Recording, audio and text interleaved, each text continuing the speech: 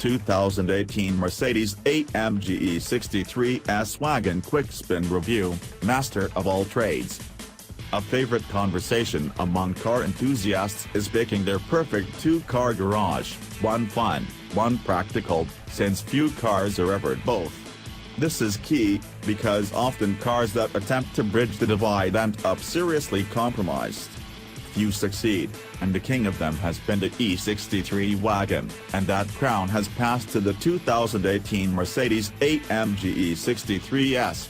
In one car you get sharp looks, sumptuous luxury, loads of cargo space, and mighty performance. The E63 S wagon does look mostly like its sedan counterpart, but that's no bad thing. The current E-Class is a handsome thing sporting gentle, subtle curves and a wide stance. It's made all the more aggressive with AMG GT-style lower grills and wide fenders. The wagon specifically looks extra long and low thanks to the long roof, which also allows the wagon carry a whopping 35 cubic feet of stuff with the rear seats up, more than double the sedan's 13 cubic foot trunk. The rear has a wider look than the sedan as well, and this is primarily because of the slim, wide taillights. Besides the shape, these lights also feature shiny, coarse plastic and the reflectors that almost look like little mountains of minuscule crystals. It's a nifty little detail that helps make the wagon look just a bit more special than the sedan. The attention to detail continues in the luscious interior. It has the same basic design and layout found on most new Mercedes products, with dual 12.3-inch widescreen monitors for instruments and infotainment perched atop a gracefully undulating dashboard. Most surfaces are wrapped in soft leather, and others have metal or metal look finishes. The AMG E63 S comes standard with aluminum trim on the dash, but we would highly recommend a wood finish such as the black satin wood featured in several of the test cars. It feels more premium, but it still looks sporty in black. There are brown woods, other metal trim, and a carbon fiber trim group that are available, too. No matter what you choose, you'll be pleased by the quality and the design, both of which are possibly the best in the business. Seating is fairly comfortable, too, with plenty of adjustment and support with the standard seats. The optional sports seats are a smart choice if you're going to do much track driving though, since they offer much-needed extra bolstering for holding you in place. This brings us to the Mercedes-AMG E63 S wagon's overabundance of performance. Under the hood is yet another iteration of the twin-turbocharged 4.0-liter V8. In this case, it produces 603 horsepower and 627 pound-feet of torque, and Mercedes claims it will rocket the wagon to 60 miles per hour in just 3.4 seconds, only a tenth behind the sedan. It's mated to a 9-speed multi-clutch automatic transmission, essentially a traditional automatic that uses a clutch pack instead of a torque converter.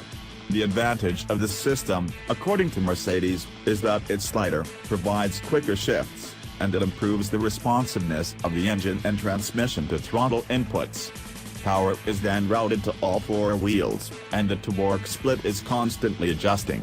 It can alter the ratio from an even 50-50 split front and rear to sending fully 100% of power to the rear.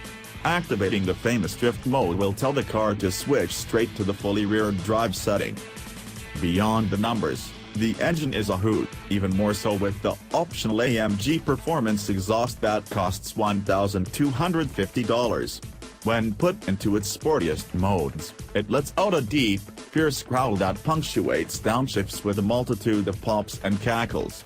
The frequency of the crackling sounds a bit artificial, but it's hard to be upset when it sounds so good.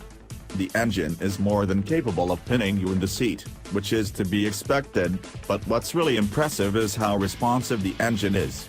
There's virtually no lag through most of the rev band, and it reacts quickly to throttle inputs.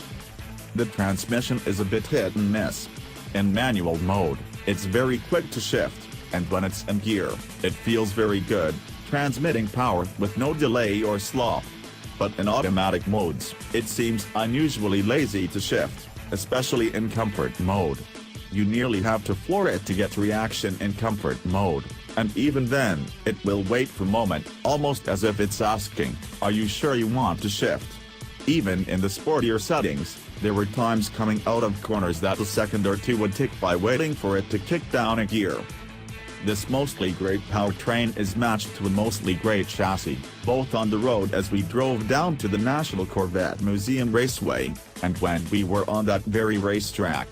While the glassy smooth interstates of Tennessee aren't the best for evaluating ride quality, the handful of rough patches melted away between the E63 S wagon's wheels and the base of the seat.